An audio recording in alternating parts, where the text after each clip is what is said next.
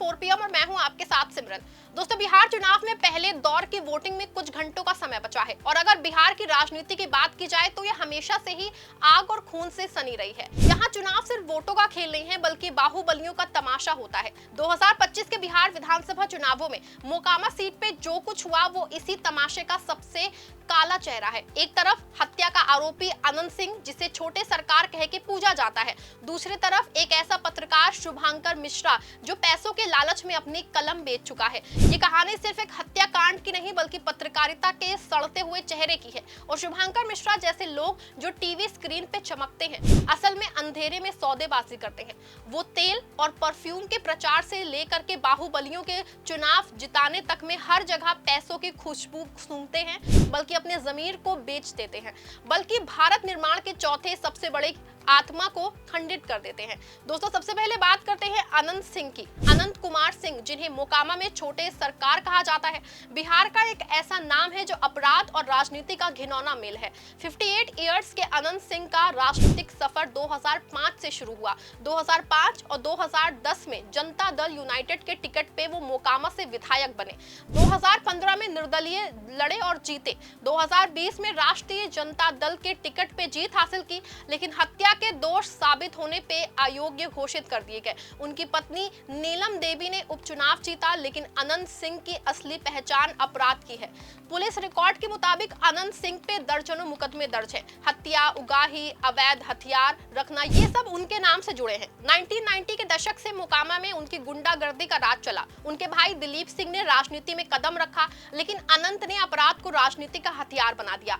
हाल ही में 30 अक्टूबर को जनसुराज पार्टी के समर्थक दुलार चंद यादव की हत्या में अनंत सिंह को मुख्य आरोपी बनाया गया। दुलार चंद जनसुराज के उम्मीदवार पीयूष प्रियदर्शी के काफिले के साथ थे। मोकामा में चुनाव प्रचार के दौरान अनंत सिंह के काफिले से पत्थरबाजी हुई, फिर गोली चल गई। दुलार चंद की पैर में गोली लगी और फिर एक थार गाड़ी के नीचे कुचल दिया गया। पोस्टमार्टम रिपोर्ट कहती है कि मौत हृदय और फेफड़ों पे चोट से कार्डियो रेस्पिरेटरी फेलियर से हुई। पटना पुलिस ने 2 नवंबर 2025 को रात में अनंत सिंह को गिरफ्तार किया। उनके साथ ही मणिकांत ठाकुर और रंजीत राम भी पकड़े गए।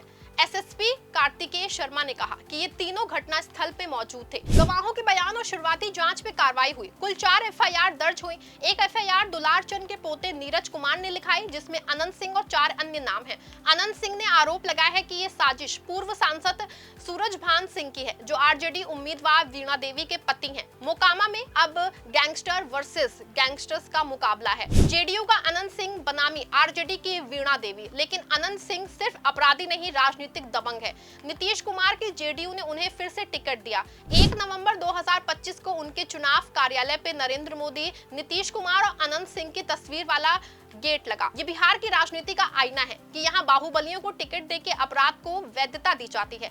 दुलार चंद की मौत सिर्फ एक हत्या नहीं, बिहार की सड़ती व्यवस्था का सबूत है। दोस्तों, जनसुराज के प्रशांत किशोर ने कहा कि हमारा कार्यकर्ता इसीलिए मारा गया क्योंकि उसने समंती ताकत के खिलाफ प्रचार किया। अगर अनंत सिंह घूमते रहोगे तो ये लोकतंत्र कैसा? चुनाव आयोग ने जांच के आदेश दिए हैं, लेकिन बिहार में ये आदेश कागज पे ही रह जाते हैं और इसमें सबसे जो है कहीं ना कहीं दोस्तों सबसे ज्यादा जिम्मेदार जो है वो गोदी मीडिया होता है। आपको बता दें कि अनंत सिंह मामले पे एनडीटीवी के कंसल्टिंग एडिटर शुभांकर मिश्रा ने एक बार फिर से घटिया पत्रकारिता की मिसाल पैदा की है।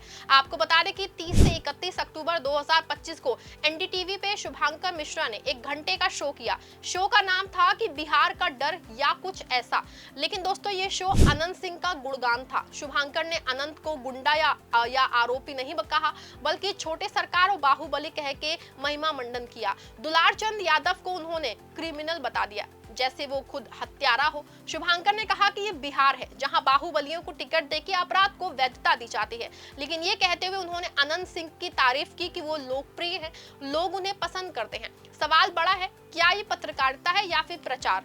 सोशल मीडिया पे बवाल मच गया। बीटू यादव ने लिखा कि न्यूज एंकर शुभांकर मिश्रा यहाँ गुलाम पत्रकार बन चुका है, इसे फॉलो करना बंद करो। ये अनंत सिंह आतंकी को अच्छा बता रहा है अपनी वीडियो में। गौतम ने ट्वीट किया कि अनंत सिंह अगर यादव रहता तो शुभांकर मिश्रा छोटे सरकार की जगह क्या लिखता। ऐसे में सवाल दोस्तों ये खड़ा होता है कि क्या ये शुभांकर मिश्रा का प्रोपेगेंडा था या फिर चुनाव वो अगड़ी बनाम पिछड़े की लड़ाई में कुछ पैसों के लिए एक बाहुबली के साथ खड़ा हो गया था। सवाल ये है कि अगर अनंत सिंह दलित पिछड़ा होता तो क्या फिर भी शुभंकर उसको अपराधी बता दें आपको, वैसे भी शुभंकर मिश्रा का शो देखने वाले कहते हैं कि वो आनंद सिंह के काफिले की तारीफ कर रहे थे जैसे कोई चुनावी रैली हो। दुलार चंद की मौत पे एक शब्द अफसोस नहीं बल्कि जाति का जिक्र करके आग लगाने की कोशिश। यादव बनाम भूमिहार और ये पुरानी दुश्मनी को हवा देने जैसा था। कहानी यहीं खत्म नहीं होती है दोस्तों। शुभंकर मिश्रा पे आरोप है कि वो पैसा लेके प्रचार करते हैं, पहले तेल और परफ्यूम के विज्ञापनों के लिए। बिहार में छोटे ब्रांड्स के प्रोडक्ट्स, तेल, परफ्यूम, साबुन है, इनके प्रचारों पे शुभंकर का नाम आता है।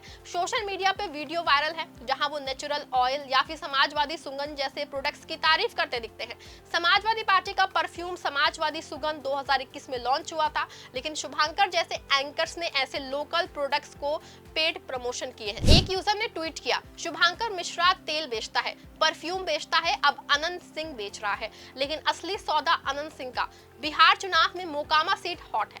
अनंत सिंह को जिताने के लिए जेडीयू ने भारी कैंपेन चलाया। 1 नवंबर को उनका रोड शो 40 गाड़ियों का था, पुलिस स्टेशन के सामने से गुजरा, लेकिन गिरफ्तारी अगले दिन। आरोप है कि शुभंकर मिश्रा को पैसों का लालच दिया गया। उनके शो में अनंत सिंह का गुणगान किया कि वो बिहार के रॉबिन हुड है, और यही वो लाइनें हैं जो कहीं ना कहीं दोस्तों ये पेड लगती हैं। आपको बता दें कि मीडिया में पेड न्यूज का ये खेल पुराना है। 2019 में कोबरा पोस्ट के ऑपरेशन 136 में बड़े मीडिया हाउस पकड़े गए। जी हाँ दोस्तों, आपको बता दें हिंदुत्व के नाम पे करोड़ों लेकर के प्रचार। टाइम्स ऑफ इंडिया के विनीत जैन ने 500 करोड़ मांगे। एनडीटीवी का नाम नहीं था, लेकिन शुभंकर जैसे एंकर्स इसमें फिट बैठते हैं। 2023 में एएनआई को फेक न्यूज के लिए पकड़ा गया। शुभंकर मिश्रा का पॉडकास्ट भी विवादों में, सुशांत केस में रिया को सफेद किया। मिका सिंह ने उनके पॉडकास्ट में कहा कि अंबानी वेडिंग में परफॉर्म किया लेकिन वॉच नहीं मिली। ये छोटी बातें लेकिन पैसे का लालच दिखाते हैं। शायद शुभंकर मिश्रा पत्रकारिता की गाइडलाइंस भूल गए हैं। प्रेस काउंसिल ऑफ इंडिया कहती है दोस्तों कि निष्पक्षता, सत्य, कोई पेड कंटेंट नहीं, लेकिन शुभंकर ने सब कुछ तोड़ा है। उनका शो देख के लगता है कि अनंत सिंह ने पैसों से खरीदा है। आपको बता दें कि वैसे भी पत्रकारिता की बुनियाद सत्य पे टिकी है, लेकिन शुभंकर मिश्रा जैसे लोग इसे पैसों के चूल्हे पे भून रहे हैं। एनबीए के कोर्ट कहते हैं कि कोई पक्षपात नहीं, अपराधी को अपराधी ही कहो, लेकिन शुभंकर ने अनंत को पावर प्लेयर कहा। 31 अक्टूबर को उनका ट्वीट कि ये बिहार है जहां बाहुबलियों को टिकट देके अधूरा लगता है, क्योंकि शो में तारीफ की है। ऐसे में साफ है कि शुभंकर ने ना सिर्फ बिहार चुनाव में अपना जमीर अनंत सिंह को छोटे सरकार और गुणगान करके बेच दिया है, बल्कि पत्रकारिता के नाम पे तेल और परफ्यूम बेचने वाले इस पत्रकार ने एक बार फिर से एनडीटीवी के स्तर को गिराया है, और सिर्फ चैनल का ही नहीं बल्कि अपना और सबसे बड़ा नुकसान पत्रकारिता का किया है। बता दें आपको कि पहले भी जो है इस तरह के आरोप शुभंकर मिश्रा पे लगते रहे हैं। वो पॉडकास्ट पैसा लेके करते हैं और एक पॉडकास्ट का 15 से 20 लाख रुपए लेते हैं, और जब एनडीटीवी में राहुल कंवल आए तो चैनल को ठीक करने के नाम पे उनको एनडीटीवी में एक बड़े पत्रकार के रूप में जोड़ा गया, वो भी सिर्फ और सिर्फ इसलिए कि एनडीटीवी का भला होगा। लेकिन भला तो छोड़ दीजिए दोस्तों, जो खास कार्यक्रम शुभंकर ने कचहरी चलाया वो पूरी तरह से फेल रहा है, और उसकी हालत ये है कि सोशल मीडिया पे कोई देखना तक पसंद नहीं करता है। यही वजह है कि लाखों व्यूज पहुंचने में हालत खराब हो जाती है। लेकिन इसमें सीधे तौर पे शुभंकर का बड़ा फायदा हुआ है। एक तो तेल और सेट के प्रचार का जरिया बढ़ा हो गया है, और कहा जा रहा है कि पॉडकास्ट का रेट भी बढ़ गया है। ऐसे में एनडीटीवी शुभंकर मिश्रा के लिए ना सिर्फ नोट छापने की मशीन जैसा यंत्र बन गया है, बल्कि अनंत सिंह जैसे बाहुबलियों का गुणगान करके वो समाज को गलत मैसेज देने और पत्रकारिता को दागदार करने का काम कर रहे हैं। पूरे मामले पे आपका क्या मानना है? क्या शुभंकर ने जिस तरीके से पत्रकारिता की है, जिस तरीके से अनंत का महिमा मंडन किया है, ये कितना उचित है? पूरे मामले पे अपनी राय कमेंट में जरूर लिखेगा। खबर को लाइक और शेयर भी करिएगा।